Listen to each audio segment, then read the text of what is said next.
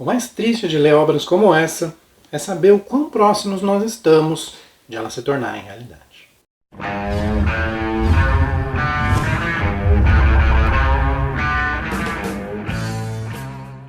Salve galera, eu sou Dan Falter e hoje nós vamos falar da nossa leitura do mês de agosto de 2024. É isso mesmo, nós estamos atrasados com a nossa meta, porque o livro de agosto era Silo, do Hugh Howey. E como vocês podem ver, este aqui é um livro grandinho, então ele acabou me dando um certo trabalho para ler. Não por causa do livro em si, mas por causa da vida corrida. Você sabe como o mês de agosto parece ser muito longo, mas para a leitura ele acabou passando rápido. E esse livro aqui foi publicado em 2014 e ele tem uma história bem interessante contada aqui na própria orelha, que é a origem do autor, já que, segundo essa pequena biografia, o autor trabalhava ali numa biblioteca e durante o seu tempo livre ele começou a escrever essa história. Bom, ele estava ali cercado de bons livros e ele acabou produzindo um ótimo livro, que virou trilogia e recentemente virou série. Acho que acabou dando certo. Silo é uma distopia clássica que vai contar a história de umas pessoas que estão vivendo dentro de um silo, é isso mesmo. Só que se a gente pensar nos silos que a gente tem no nosso mundo de hoje, a gente vai lembrar daqueles prédios ali em formato circular, formato cônico, que servem ali para armazenar grãos. Mas uma coisa interessante é que esses prédios são feitos a partir do solo para cima. Mas aqui, o silo onde essas pessoas vivem é subterrâneo. Mais do que isso, ele é gigantesco, já que ele tem ali cerca de 150 andares. E nesses andares você vai ter todo tipo de instalação funcionando. Você vai ter ali um departamento de TI, você vai ter um departamento de mecânica, que cuida de coisas como os geradores, bombas d'água, etc. Você vai ter fazendas internas alimentadas ali por lâmpadas. Você vai ter até mesmo comércio acontecendo e até mesmo um xerife. E é com esse xerife que começa a nossa história. Apesar de a sinopse nos falar de uma personagem chamada Juliette, o autor vai demorar um pouquinho para colocar essa personagem na história. E ele faz isso por um bom motivo, já que ele precisa explicar para a gente como funciona esse silo. Porque é um pouquinho difícil de acreditar que esse prédio subterrâneo consiga fazer ali com que tantas pessoas vivam e prosperem. Afinal, as pessoas precisam comer, precisam ter roupas, precisam fazer ali as suas necessidades, tomar banho, se relacionar para poder ter os seus descendentes e por aí vai. Então, o autor escolheu alguns personagens iniciais para mostrar principalmente para a gente como esse silo funciona. E só a partir de um certo momento ele vai mostrar ali o que acontece com a Juliette. E caso você esteja querendo parar esse vídeo com medo de eu contar a história inteira, fica tranquilo, eu não vou dar grandes spoilers aqui. É lógico que eu vou comentar uma coisinha ou outra, mas eu vou fazer o possível para não te falar nada que estrague a história. Então, se você ainda não leu Silo, pode ficar comigo até o final, sem problemas. Silo é uma distopia clássica, e distopias clássicas elas costumam ter um mundo pós-apocalíptico que está ali funcionando de uma certa forma. E existe um fato novo que faz com que alguém ou algumas pessoas resolvam quebrar esse mundo e explorar o que tem lá fora. E nesse quesito, esse livro me lembrou bastante do game que foi recentemente adaptado para a série na Amazon, que é o Fallout. Já que lá as pessoas também viviam numa espécie de bunker, até que alguém decide simplesmente sair e ver como está o mundo lá fora. E a gente vai ter uma coisa bem parecida aqui. A gente vai ter essa estrutura sendo quebrada. Então o autor vai passar um tempão mostrando pra gente como esse silo funciona, para depois mostrar pra gente como as coisas dão terrivelmente errado. Afinal de contas, é para isso que a gente lê obras como essa. Se a gente quisesse ver esse silo funcionando super bem, sem nenhum problema, seria uma história bem chata, não é mesmo? Mas antes da gente continuar, aquele recadinho rápido para você deixar aquele like no vídeo. Você sabe, é através do like que eu consigo prosperar esse canal. E claro, se você ainda não é inscrito, se você ainda não é inscrita, mais ou menos 80, 90% das pessoas que me assistem não são inscritos. Então, clica nesse botãozinho que você está vendo ali embaixo, se inscreve, é de graça para você, mas me ajuda muito. Eu estou aí nessa meta de chegar aos 1000 inscritos. E eu tenho que agradecer vocês porque nos últimos meses eu tenho conseguido crescer bem mais do que eu estava nos últimos anos. Então, Muito obrigado a vocês que têm curtido e que têm se inscrito aí no canal. Lá no começo do vídeo eu falei para vocês que Silo era uma distopia clássica, ou seja, a gente tem um mundo pós-apocalíptico funcionando ali de uma certa forma e essa forma acaba sendo quebrada. Isso poderia fazer com que Silo fosse uma leitura tediosa, certo? Porque se você já leu grandes distopias, você já sabe mais ou menos como que isso funciona. E aqui eu tenho que dar um mérito para o Hugh Howey, porque ele consegue brincar bastante com os tropos clássicos da distopia. Então, em vários momentos, ele promete algumas coisas pra a gente vai com ele, opa, acho que vai acontecer tal coisa. E ele consegue dar uma quebrada nessa expectativa. Isso foi um fato bastante positivo. Mas eu tenho que citar um outro fato que foi um pouquinho negativo. Como você pode ver, esse livro tem 500 páginas. E eu acho que em alguns momentos o autor se alonga um pouco, explicando demais algumas coisas. Eu acho que ele poderia ter cortado uma coisinha aqui, uma coisinha ali. Eu vou dar um exemplo para vocês. Esse Silo tem, como eu já disse, cerca de 150 andares. E não tem elevador não, tá? As pessoas precisam subir e descer utilizando escadas. Então, imagina você subir um prédio, mesmo descer um prédio, de 150 andares. Isso é, obviamente, extremamente cansativo. E todas as vezes que alguns personagens estão fazendo essas descidas ou subidas, o autor vai deixar bastante claro pra gente o quanto isso é exaustivo. E sim, é importante a gente ver que os personagens estão cansados e que existe esse esforço. Mas essas descrições acabam se repetindo e acabam se alongando. Então, esse é um bom exemplo de coisas que poderiam ser cortadas para que a gente tivesse um livro um pouquinho mais enxuto.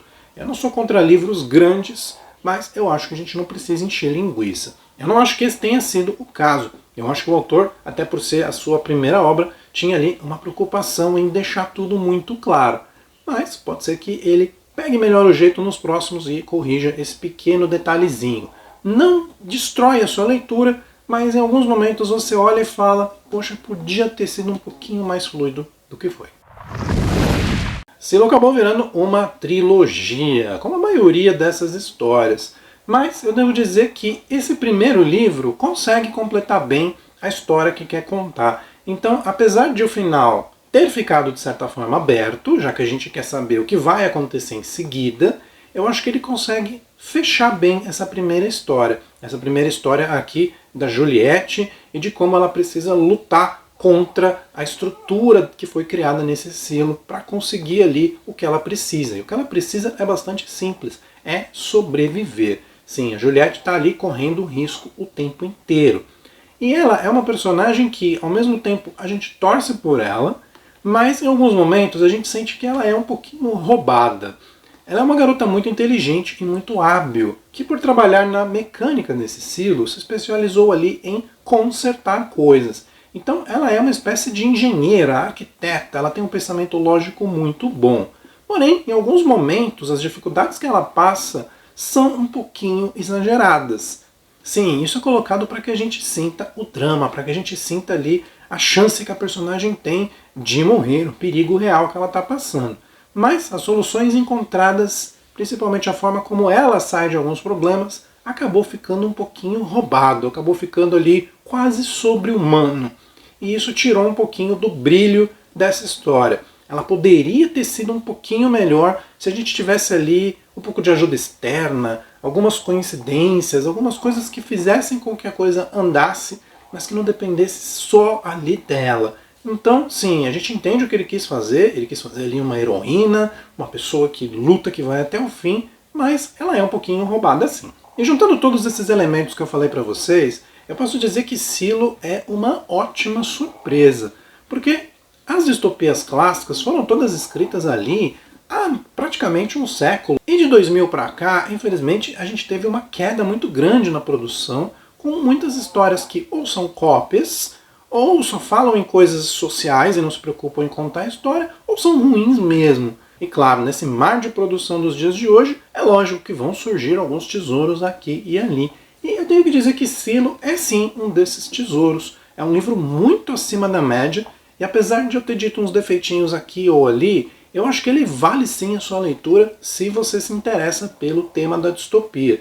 E tenho certeza que você vai gostar bem mais se você não for iniciado no gênero. porque aí você não vai conhecer todos esses tropos clássicos aqui. Então você vai conseguir ter mais surpresas nessa história do que eu, por exemplo, que já estou mais acostumado a ler obras desse tipo.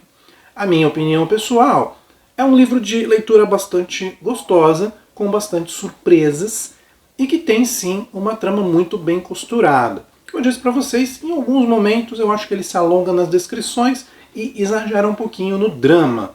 Então, tirando esses pontinhos aí, é uma ótima leitura sim, e a minha nota pessoal foi nota 4.